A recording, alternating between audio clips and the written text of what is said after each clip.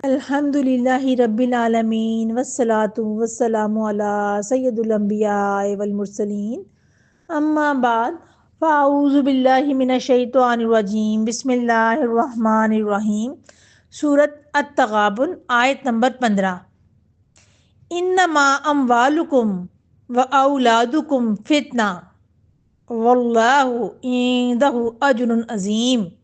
ترجمہ: تمہارے مال اور تمہاری اولاد تو محض آزمائش ہیں اور اللہ ہی کے پاس بہت بڑا اجر ہے۔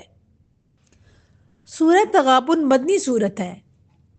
اس سورت میں اللہ سبحانہ تعالیٰ نے ایمان، اطاعت، دنیا و آخرت کے نفع و نقصان اور انسان کی اصل کامیابی اور خسارے کو واضح فرمایا ہے۔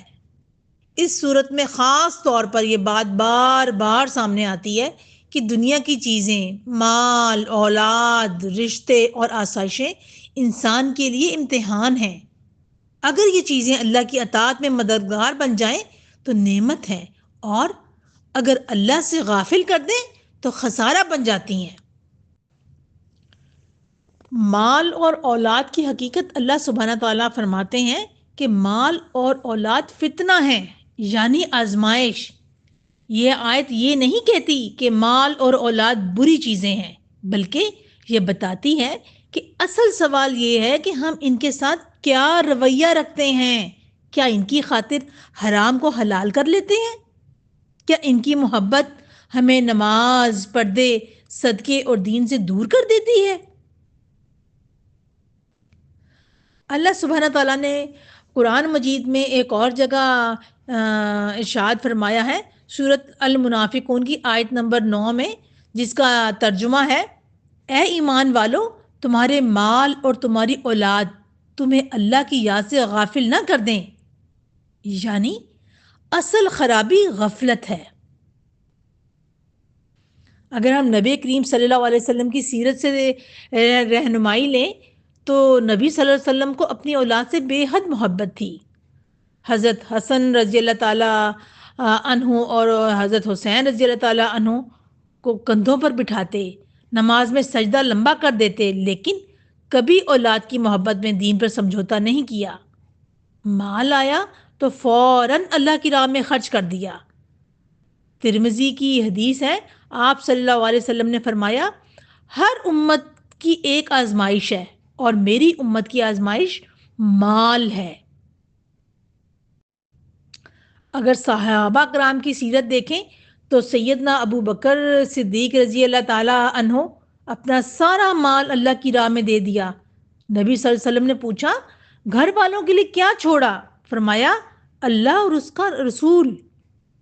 اسی طرح سیدنا عبد الرحمن بن عوف رضی اللہ تعالیٰ عنہ انتہائی مالدار تھے، مگر مال ان کے دل میں نہیں تھا، ہاتھ میں تھا۔ اگر ہم صحابیات کی زندگیاں دیکھیں تو سیدہ خدیجہ تو زہرا رضی اللہ تعالی عنہا اپنا پورا مال اسلام پر قربان کر دیا، مگر صبر اور یقین میں کوئی کمی نہ آئی۔ حضرت فاطمہ تو زہرا کو دیکھیں رضی اللہ تعالی عنہا کو، تو انتہائی سادگی کی زندگی، گھر میں فاقے مگر شکوہ نہیں، صبر اور شکر۔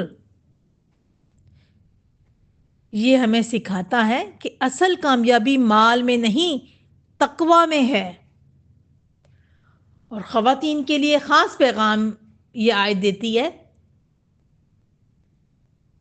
کہ بچوں کی دنیاوی تعلیم کے ساتھ دینی تربیت صرف رشتے، مستقبل اور آسائش مقصد نہ بن جائیں۔ ماں اگر دین پر مضبوط ہو تو نسلیں سنور جاتی ہیں۔ اس آیت سے بہت سے اصول نکلتے ہیں۔ مال اور اولاد اصل مقصد نہیں۔ آزمائش میں کامیابی اطاعت الہی سے ہے۔ دنیا اور دین میں توازن ضروری ہے۔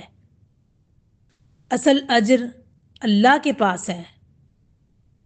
اولاد کو دین کا ذریعہ بنانا اصل کامیابی ہے۔